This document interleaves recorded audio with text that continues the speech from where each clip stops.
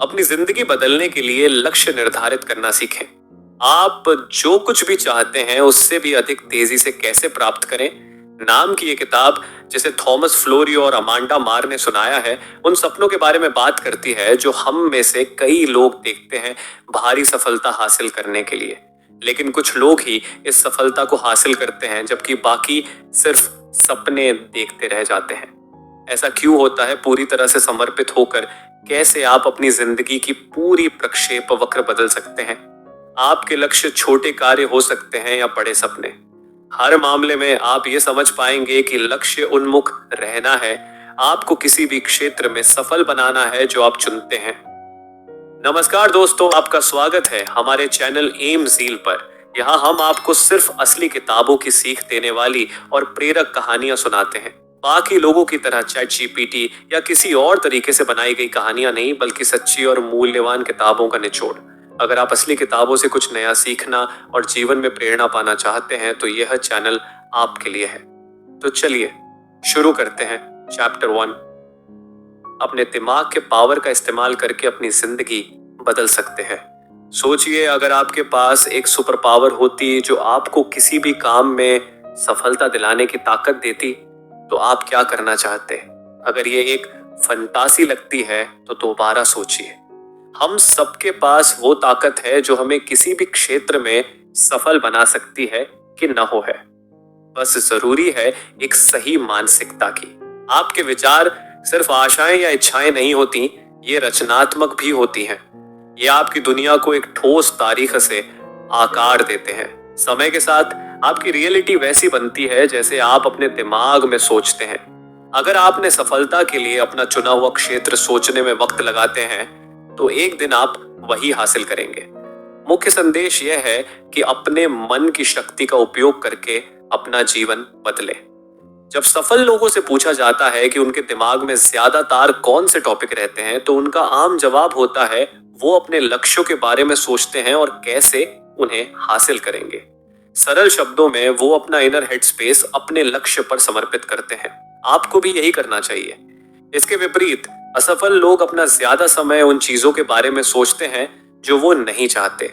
वो अपनी समस्याओं, चिंताओं और असफलताओं के लिए दोष देने वाले लोग या स्थितियों के बारे में सोचते रहते हैं। लेकिन सिर्फ सोचना ही काफी नहीं है, आपको अपने लक्ष्यों को लिखना भी जरूरी है। लक्ष्य लिखने की शक्ति का पता हार्वर्ड यूनिवर्सिटी के एक अध्ययन से चला जो 1979 में की गई थी। शोधकर्ताओं ने हाल ही में हार्वर्ड एमबीए स्नातकों से एक सरल सवाल पूछा, क्या आपने अपने भविष्य के लिए विशिष्ट लक्ष्य निर्धारित किए हैं? रिसर्च में पता चला कि केवल 13% स्नातकों ने स्पष्ट लक्ष्य निर्धारित किए थे और केवल 3% ने अपने लक्ष्य लिखे थे। बाकी स्नातकों के पास कोई लक्ष्य ही नहीं थे। 10 साल बाद 1989 में शोधकर्ताओं ने स्नातकों को दोबारा फॉलो किया और एक आश्चर्यजनक खोज की। जिन्होंने लक्ष्य निर्धारित किए थे वो औसत में उन लोगों से 2 गुना ज्यादा पैसे कमाए थे जिन्होंने लक्ष्य निर्धारित नहीं किए थे। और जो स्नातक अपने लक्ष्य लिख चुके थे वे औसत में 10 गुना ज्यादा काम रहे थे। लिखने की ये सिंपल प्रैक्टिस इतना फर्क क्यों बनाती है?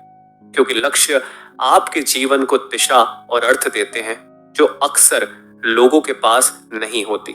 और जब भी आप एक लक्ष्य हासिल करते हैं तो आप और अधिक आश्वस्त और सक्षम महसूस करते हैं बड़े लक्ष्यों से निपटने के लिए।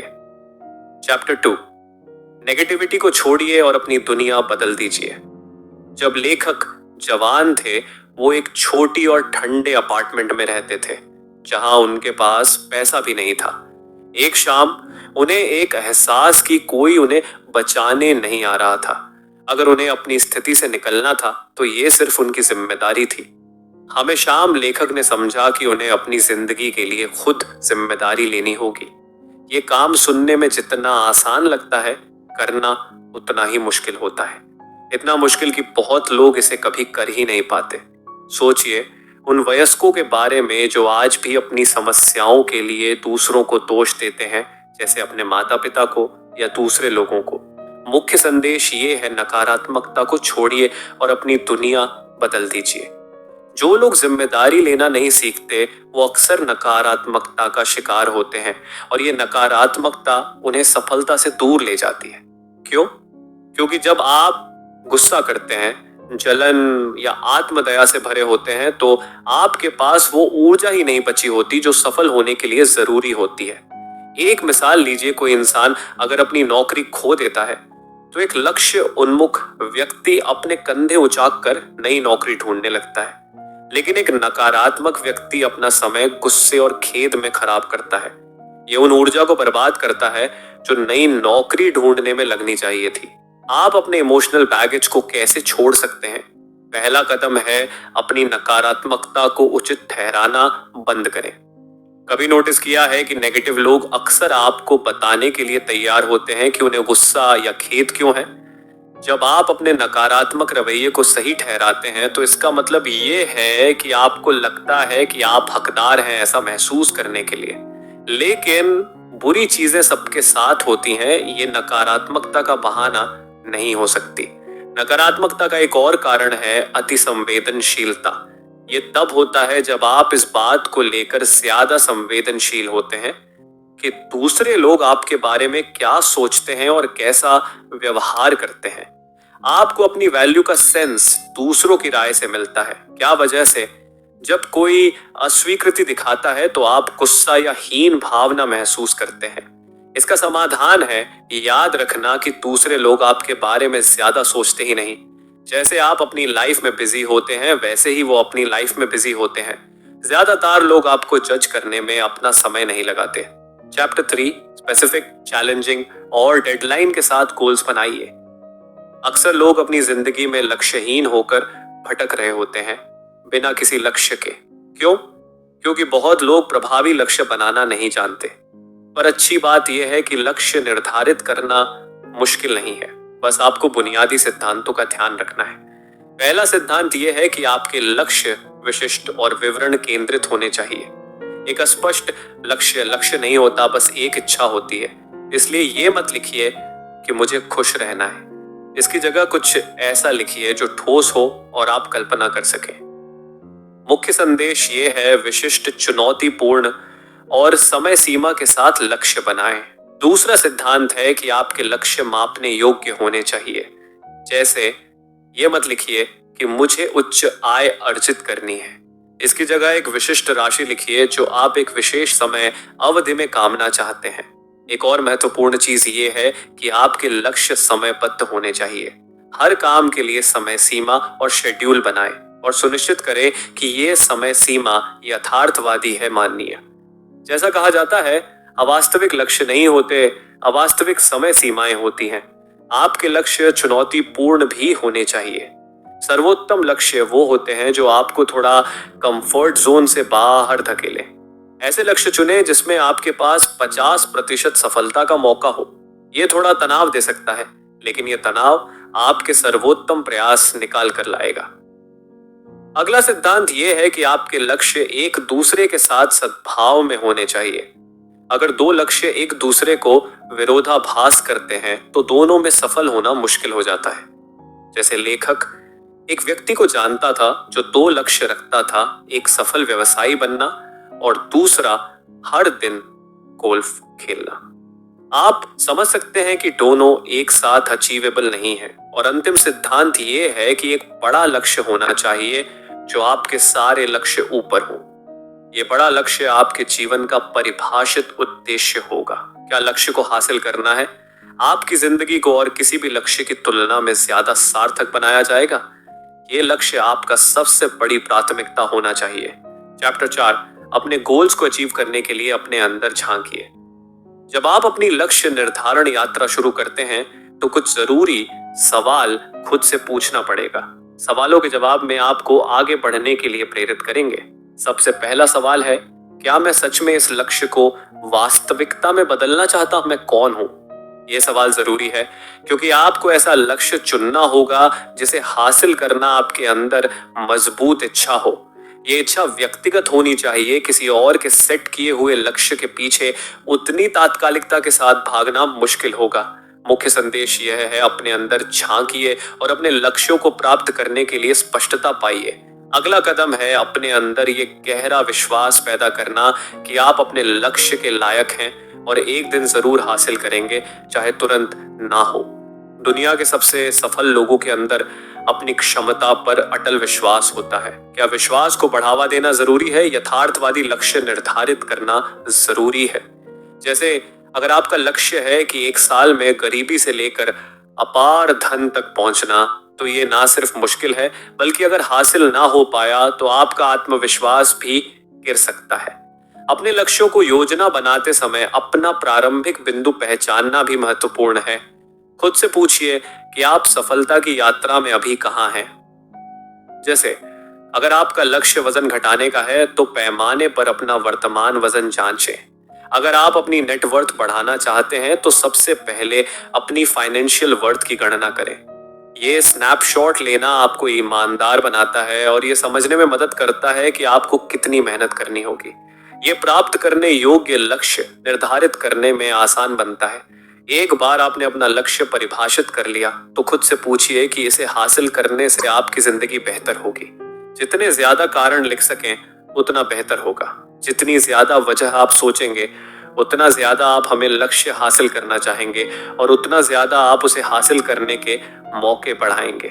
जैसे जब लेखक उन लोगों के साथ काम करते हैं जिनका लक्ष्य वित्तीय सफलता होता है, तो वो उन्हें कहते हैं कि ज्यादा पैसे होने से उनकी और उनके प्रियजनों की जिंदगी कैसे सुधरेगी। सैकड़ों कारण लिखने की सलाह दी जाती है। 5वां अध्याय, जब आप तैयारी करने में असफल होते हैं तब आप विफलता के लिए तैयारी कर रहे होते हैं। सबसे सफल लोग अपने सपने पूरा करने के लिए अंध भाग्य पर भरोसा नहीं करते, बल्कि वो विस्तृत योजनाएं बनाते हैं अपने लक्ष्य तक पहुंचने के लिए एक रोड मैप।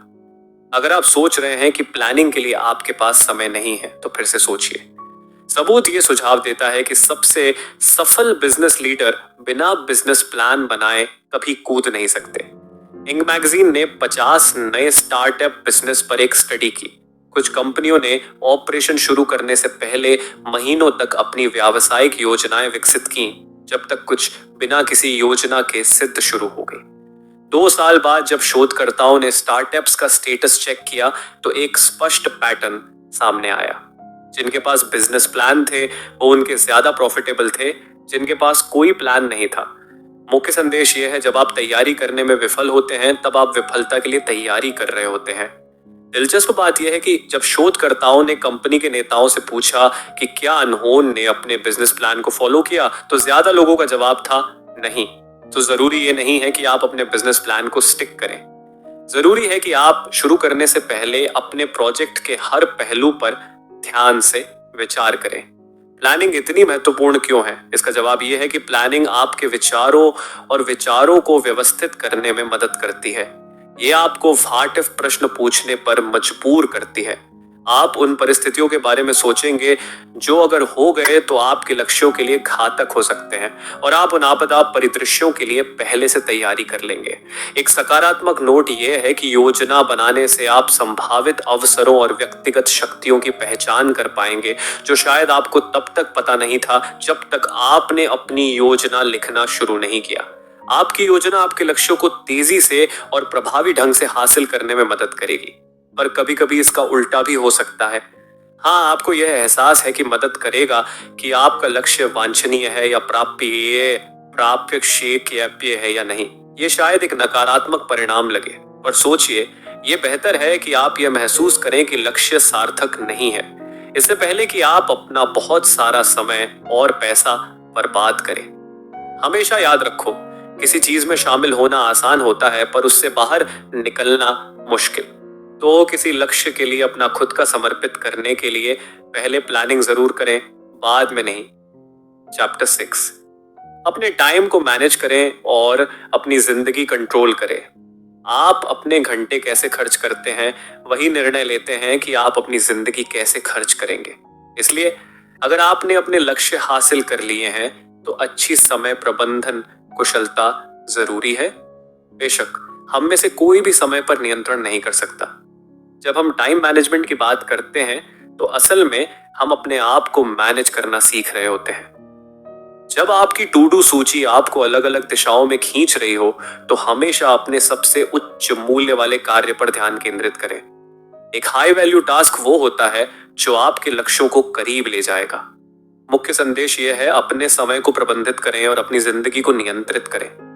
उच्च मूल्य और कम मूल्य वाले कार्यों के बीच अंतर करने की क्षमता सफल और असफल लोगों के बीच एक बड़ा अंतर है। सफल लोग अपने समय में उच्च मूल्य वाले कार्य करने में लगते हैं जो उन्हें आगे बढ़ने में मदद करता है। वाहिन असफल लोग अपने समय को कम मूल्य वाले कार्यों में बर्बाद करते हैं जो उनकी वृद्धि के लिए महत्वहीन होते हैं। आपने अगर अपना उच्च मूल्य वाला कार्य पहचान लिया है तो उसे पूरा करने के लिए एक प्रभावी तकनीक है सिंगल हैंडलिंग। व्यवहारिक रूप से इसका मतलब यह है कि एक बार जब आप तय कर लेते हैं कि आप एक कार्य करेंगे तो आप हमारे कार्य पर 100% ध्यान देते हैं जब तक वह 100% पूरा नहीं हो जाता। ये सुनने में आसान लगता है पर बहुत लोग इसे मुश्किल पाते हैं। वो हर छोटी चीज के लिए ब्रेक लेने का बहाना ढूंढते हैं या अपना ध्यान डाइवर्ट करते हैं। सिंगल हैंडलिंग उन लोगों का सीक्रेट है जो इतिहास के सबसे शानदार दिमाग कहलाए गए।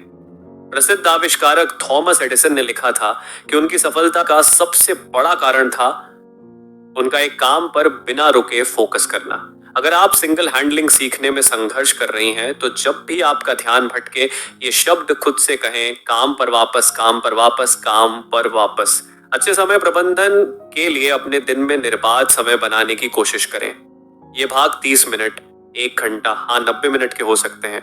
अगर आप कोई बड़ा और महत्वपूर्ण लक्ष्य हासिल करना चाहते हैं तो ये निर्बाध समय खंड बहुत जरूरी है। सबसे अच्छा वक्त ऐसा नॉन स्टॉप काम करने के लिए सुबह का होता है। अपना अलार्म 1 घंटे पहले सेट क्यों करें? इस तरह आप अपने दिन की शुरुआत और अपनी जिंदगी की शुरुआत अपने सबसे सार्थक लक्ष्य पर काम करके कर सकते हैं। फाइनल समरी, सफलता का राज यही है कि आप निर्णय लें कि आपको सच में क्या चाहिए। अपनी इच्छाओं को लिखें और उन्हें पूरा करने के लिए एक विस्तृत योजना बनाएं। अपने लक्ष्य हासिल करने के लिए आपको एक सकारात्मक मानसिकता, अच्छी समय प्रबंधन कौशल और बार बार असफल होने के लिए आगे बढ़ने की हिम्मत चाहिए। एक महत्वपूर्ण सलाह यह है कि गो गिवर और गो गेटर दोनों बनने की कोशिश करें। कहते हैं कि कोई भी अपने डैम पर सफल नहीं होता। अपने लक्ष्य तक पहुंचने के लिए आपको अपने दोस्त, परिवार और पेशेवर कनेक्शन की मदद चाहिए होती है। सबसे अच्छा तरीका किसी की मदद लेने का यह है कि पहले आप उनकी मदद करें। इसलिए सोचिए कि आप दूसरे लोगों की मदद कैसे कर सकते हैं। देखते ही देखते आपके आसपास ऐसे लोग होंगे जो आपकी मदद करने के लिए तैयार होंगे। अगर आपको यह वीडियो पसंद आया हो तो इसे लाइक करें, शेयर करें और चैनल को सब्सक्राइब करना न भूलें। धन्यवाद।